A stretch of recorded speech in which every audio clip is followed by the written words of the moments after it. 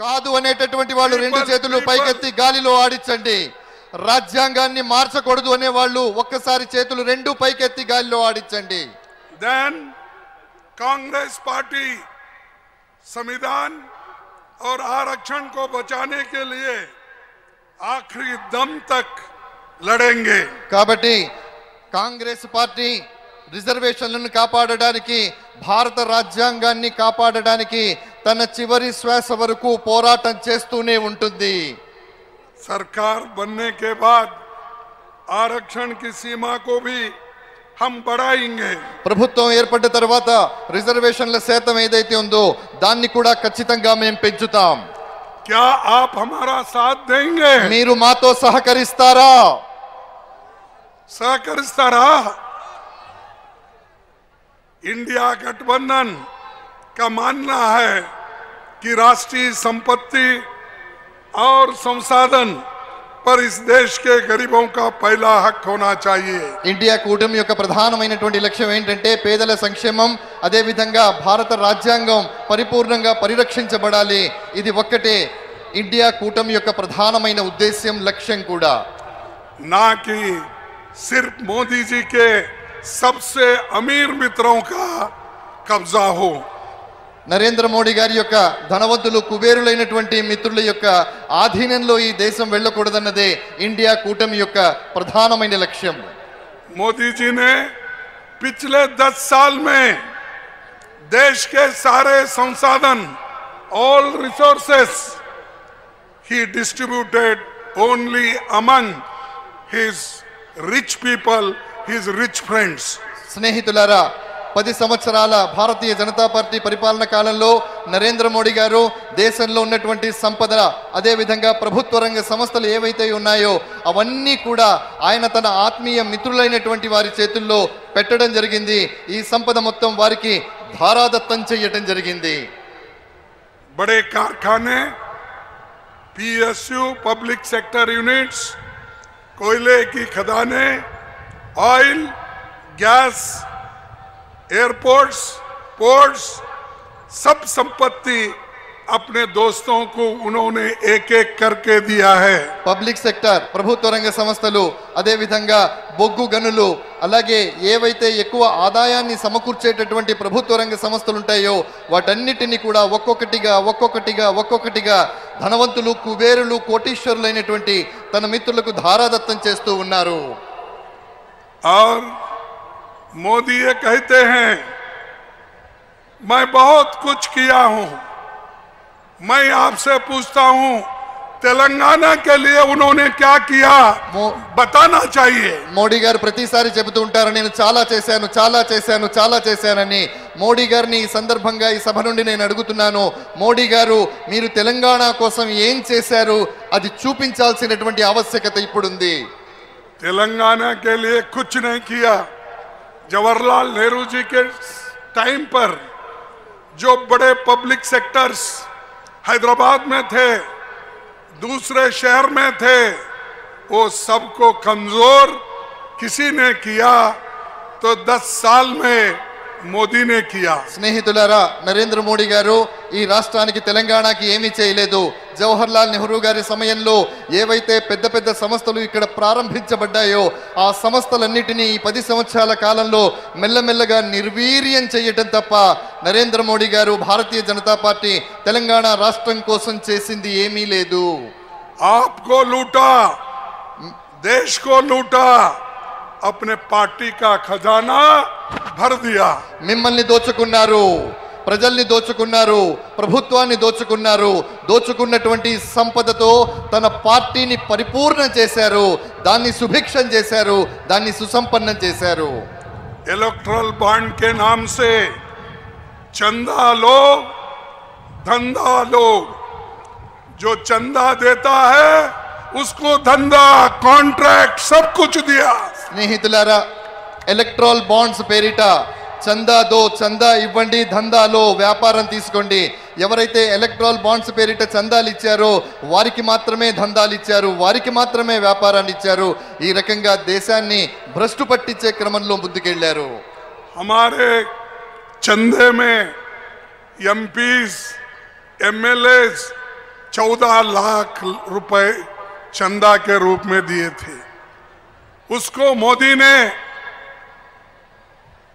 135 crore penalty डाल के हमारे खाते को उन्होंने बंद कर दिया।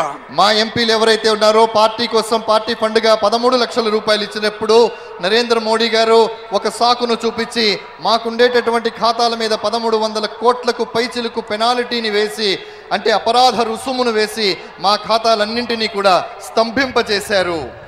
इस 10 साल में बेरोजगारी बढ़ी, महंगाई बढ़ी, किसानों की दुर्दशा, दलित आदिवासियों के साथ भेदभाव और महिलाओं पर अत्याचार चरम सीमा पर आ गई है। ఈ 10 సంవత్సరాల కాలంలో నిరుద్యోగం పెరిగింది, ఆకలి పెరిగింది, అదే విధంగా పేదరికం పెరిగింది, మహిళల మీద జరిగేటటువంటి అత్యాచారాలు అన్నీ ఇన్ని కావు, వీటన్నిటితో దేశం సిగ్గుతో తల వంచుకునేటట్టుగా చేయటం జరిగింది।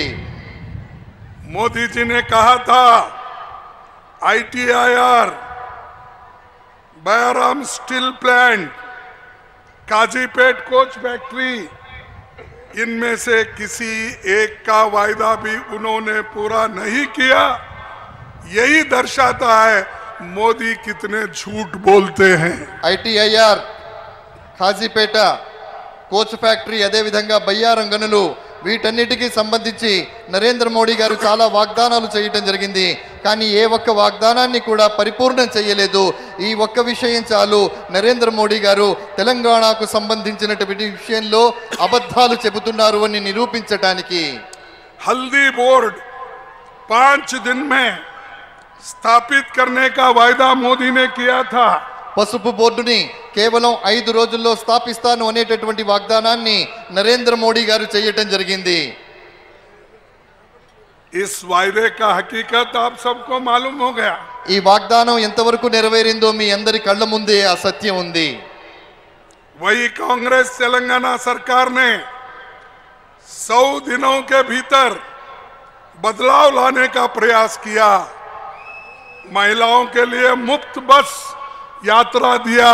స్నేహితులారా, అదే తెలంగాణలో మీరు స్థాపించి మీరు ఓట్లు వేసి గెలిపించినటువంటి మన ప్రభుత్వం, కాంగ్రెస్ ప్రభుత్వం ఏదైతే ఉందో, కేవలం 100 రోజుల్లో తాను చెప్పినటువంటి ప్రతి పనిని పరిపూర్ణం చేసే దిశగా సాగింది। 100 రోజుల పాలనలో మీరందరికీ నేను చెబుతూ ఉన్నాను, ఒకటి, మహిళలకు బస్సులో ఉచిత ప్రయాణ సౌకర్యాన్ని కల్పించడం జరిగింది। उचित प्रयाणों बस में है क्या पूछिए। ఉచిత ప్రయాణం అంటే బస్సులో ఎప్పుడైనా ఉచిత ప్రయాణం అనేటటువంటి ఆలోచన ఉండేదా? ఒకసారి మీరందరూ చెప్పండి గట్టి। ఉచిత ప్రయాణం అనేటటువంటిది మీకు దక్కుతుందా లేదా?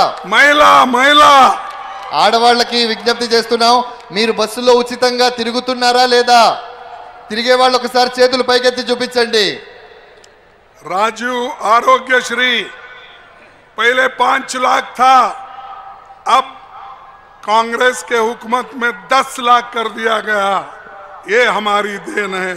రాజీవ్ ఆరోగ్యశ్రీ గతంలో 5 లక్షల రూపాయలు ఉంటే 200 యూనిట్ బిజిలీ मुफ्त मिल रही है। 200 యూనిట్ల ఉచిత విద్యుత్తు మీకు దొరుకుతుంది। गरीबों को 500 रुपए सिलेंडर, పేదవాళ్ళకి 500 రూపాయలకే గ్యాస్ సిలిండర్। बेघरों के लिए इंदिरम्मा हाउसिंग को मंजूरी दी गई। ఇల్లు లేనటువంటి నిరుపేదలకు ఇందిరమ్మ ఇండ్ల పథకంలో భాగంగా ఇల్లు నిర్మించుకోవడానికి కావాల్సినటువంటి అనుమతులు ఇవ్వడం జరుగుతుంది। अब आने वाले 15 अगस्त 2024 तेलंगाना सरकार हमारे किसान भाइयों का कर्ज माफ कर देगी। స్నేహితులారా, 2024 ఆగస్టు 15వ తేదీ అంటే 2024 స్వతంత్ర దినోత్సవం రోజు నాటికి ఈ ప్రాంతంలో ఉన్నటువంటి రైతుల యొక్క రుణాలు పరిపూర్ణంగా మాఫీ చేయబడతాయి। నిజాం షుగర్ మిల్ भी हम चालू करके दिखाएंगे। నిజాం చక్కెర కర్మాగారం ఏదైతే ఉందో దాన్ని కూడా మేము ప్రారంభించి చూపిస్తాం। ఆటో చాలकों को सालाना 12,000 रुपए हम देंगे। ఆటో నడిపేటటువంటి ఆటో రిక్షా వాళ్ళు ఎవరైతే ఉన్నారో వాళ్ళకి సంవత్సరానికి 12,000 రూపాయలు ఇవ్వటం జరుగుతుంది। इसलिए इंडिया गठबंधन के सरकार बनाना है, इसीलिए आप ज्यादा से ज्यादा कांग्रेस पार्टी हाथ के निशानों पर जो खड़े हुए हैं उनको चुन के भेजो। కాబట్టి ఇవన్నీ నెరవేరాలంటే ఈ కలలన్నీ సాకారం కావాలంటే మీరందరూ కూడా కాంగ్రెస్ పార్టీకి ఓటేయాలి, హస్తం గుర్తుకు ఓటేయాలి.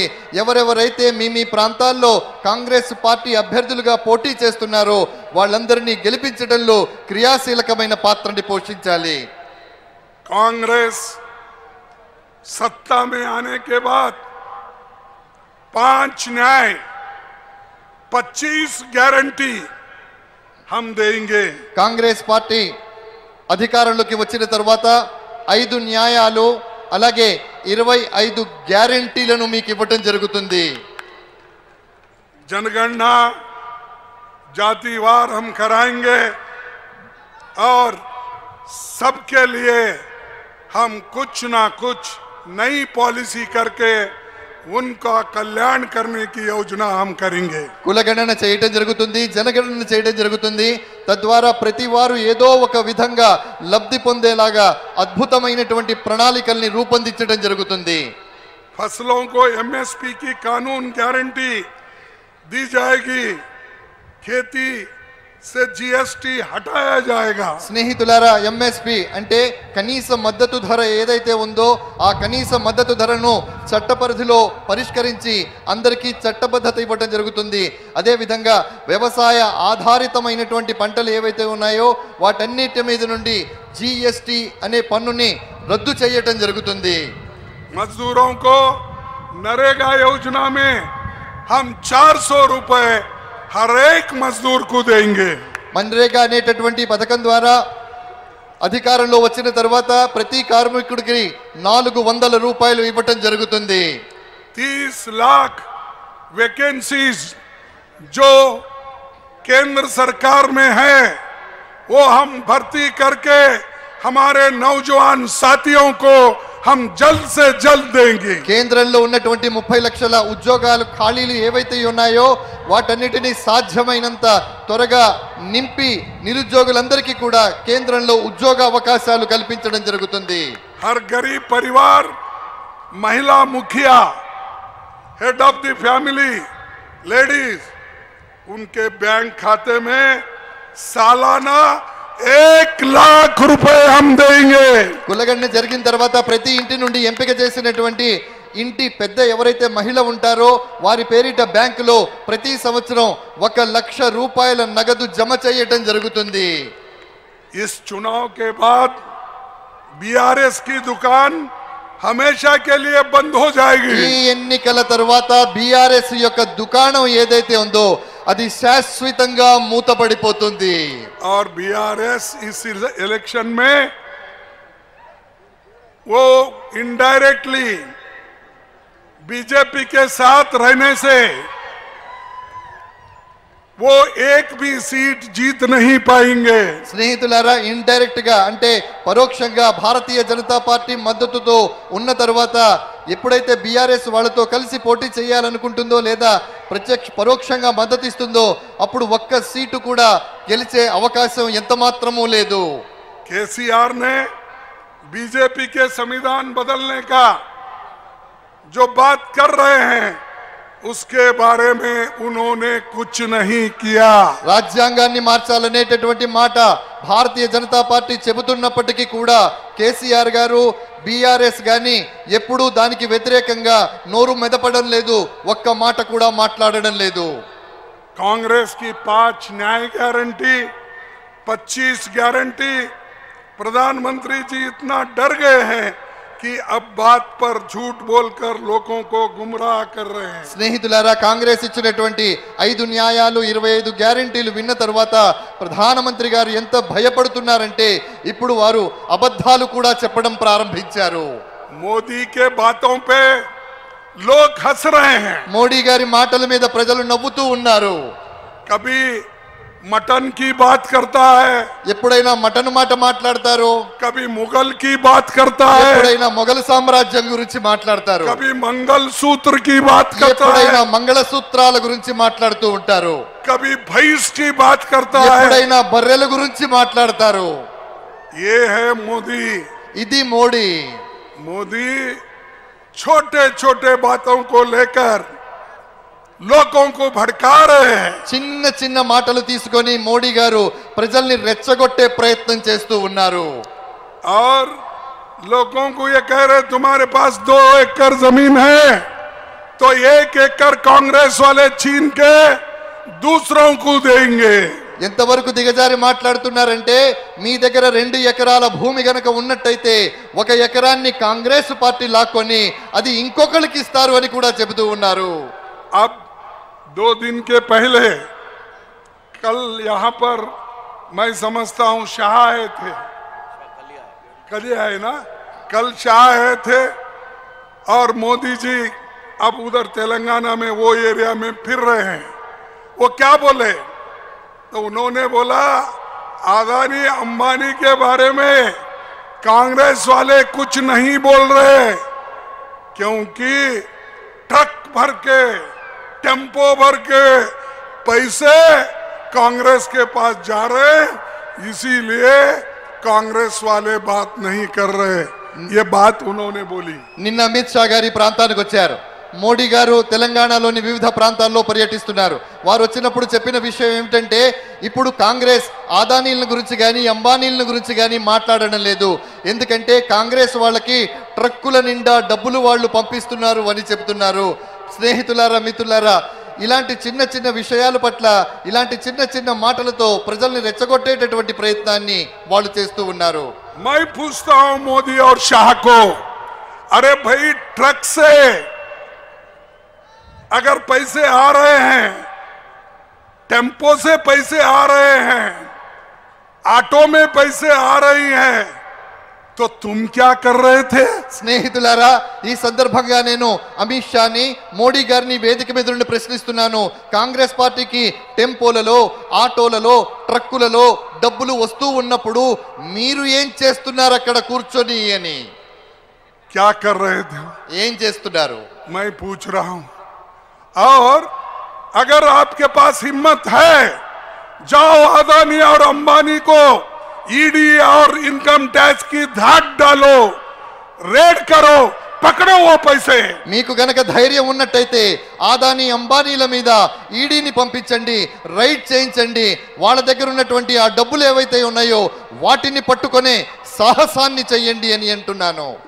भाइयों, मोदी सिर्फ बात करते हैं, मैं सिर्फ 3 मिनट मिलता 2 मिनट में खत्म करता हूं। मोदी जी ये बोल रहे थे, पहले इलेक्शन में बोले मैं 15 लाख रुपए हर एक के जॉब में डालूंगा, बाहर से काला धन लाऊंगा। क्या 15 लाख आपको मिले? బయట నుండి నల్లధనాన్ని తీసుకొస్తాను, ప్రతి వాళ్ళకి 15 లక్షల రూపాయలు ఇస్తాను అన్నారు। మీకెవరికైనా 15 లక్షల రూపాయలు వచ్చాయా? आपको मिले? మీకు వచ్చాయా? नहीं मिले। 2 करोड़ नौकरियां हर साल देने का वायदा किसने किया था? 2 కోట్ల ఉద్యోగాలు ప్రతి సంవత్సరం ఇస్తారనే వాగ్దానాన్ని ఎవరు చేశారు? मोदी ने किया था। మోడీ గారు చేశారు। दिया 2 करोड़ नौकरी? 2 కోట్ల ఉద్యోగాలు ఇచ్చారా? नहीं। ఇవ్వలేదు। तो ये भी झूठ बोला।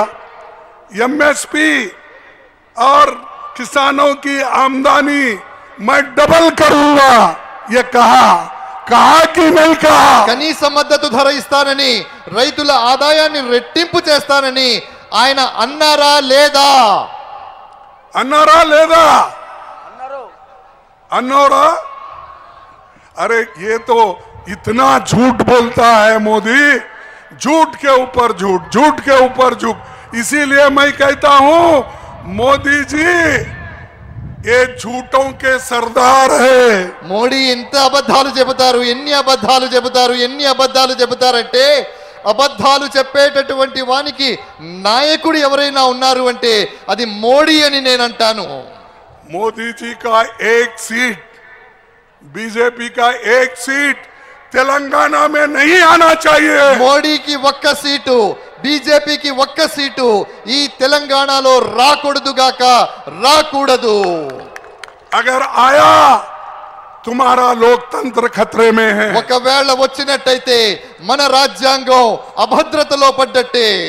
अगर आया तो हमारे जो संविधान है वो खत्म हो जाएगा। వచ్చినట్టయితే మన రాజ్యాంగం ఏదైతే ఉందో ఆ రాజ్యాంగం పూర్తిగా సమసిపోతుంది, రద్దు చేయబడుతుంది. अगर वो फिर हुकूमत में आया तुम्हारे फंडामेंटल राइट्स चले जाएंगे। ఒకవేళ మళ్ళీ గనక వారి ప్రభుత్వం వస్తే మీ ప్రాథమిక హక్కులు ఏవైతే ఉన్నాయో అవన్నీ కూడా హరించబడతాయి. आजादी कांग्रेस ने दिलाई, స్వతంత్రం కాంగ్రెస్ తీసుకొచ్చింది. तुम बीजेपी वालों का कुछ भी नहीं। इनके घर में एक आदमी भी नहीं मरा देश के लिए। వీరింట్లో ఎవరు చావలేదు. స్వతంత్రం కాంగ్రెస్ ఇచ్చింది. భారతీయ జనతా పార్టీ ఏమీ చేయలేదు. వాళ్ళ ఇళ్లలో వాళ్ళ కుటుంబాలలో ఏ ఒక్కరు కూడా ప్రాణత్యాగం చేయలేదు. और मोदी हमेशा बोलते हैं ये मोदी की गारंटी। अरे मोदी की गारंटी 2 करोड़ नौकरी देने का नहीं दिया, 15 लाख देने का नहीं दिया, डबल इनकम करने का नहीं दिया, और हमेशा यही बोलता है डबल इंजन की सरकार। कहाँ है भाई तुम्हारी डबल इंजन की మోడీ सरकार? గారు ఎప్పుడు చెబుతుంటారు, నేను ఉద్యోగాలు ఇస్తాను, 2 కోట్లు కనీస మద్దతు ధర ఇస్తాను, ఇవన్నీ ఇస్తాను అంటూ ఉంటారు. కానీ ఎప్పుడు ఏమీ చేసిన దాఖలా కనిపించలేదు. మోడీ గారు చెబుతుంటారు 2 ఇంజన్ల ప్రభుత్వం, 2 ఇంజన్ల ప్రభుత్వం అని. ఎక్కడుంది మీ 2 ఇంజన్ల ప్రభుత్వం అని అడుగుతున్నాను. देखिए, इसके बाद मैं 2 स्लोगन दूंगा और मेरे भाषण को खत्म करूंगा। 2 నినాదాలు ఇస్తాను, నా సందేశాన్ని ముగిస్తాను. पार्लियामेंट के लिए किरण कुमार रेड्डी यहाँ है, जो और हमारे मशहूर जर्नलिस्ट 3 बार मल्लाना यहाँ पर है। एमएलसी इलेक्शन के लिए मैं तो आपका पार्लियामेंट बोला तो उसका दूसरा होगा ना, तो ठीक है। तो एमएलसी इलेक्शन तो 3 बार मल्लाना और पार्लियामेंट के लिए किरण कुमार रेड्डी, इनको वोट दो। పార్లమెంట్ కి కిరణ్ కుమార్ రెడ్డి గారికి, శాసన మండలి పట్టభద్రుల इनका అభ్యర్థిగా పోటీ చేస్తున్న మల్లన్న గారికి ఎమ్మెల్సీగా इनका निशान क्या है? వీరి గుర్తేమిటి? इनका निशान हाथ है। వీరి గుర్తేమిటి? तो मैं बोलता हूं मोदी को हटाओ, देश बचाओ। అందుకే నేను అంటున్నాను, మోడీని తప్పించండి, దేశాన్ని రక్షించండి. मोदी को हटाओ, మోడీని मोदी को हटाओ, మోడీని తప్పించండి. मोदी को हटाओ, మోడీ కో బచాओ, मोदी को हटाओ, देश बचाओ। మోడీని తప్పించండి, దేశాన్ని రక్షించండి, కాపాడండి. जय हिंद, జై హింద్, जय हिंद, జై హింద్. जय हिंद, जय कांग्रेस, जय कांग्रेस। धन्यवाद आप सबको, नमस्कार। వందే అందరూ కూర్చోండి. ఇప్పుడు పెద్దలు, గౌరవనీయులు, మన నాయకులు రాజగోపాల్ అన్న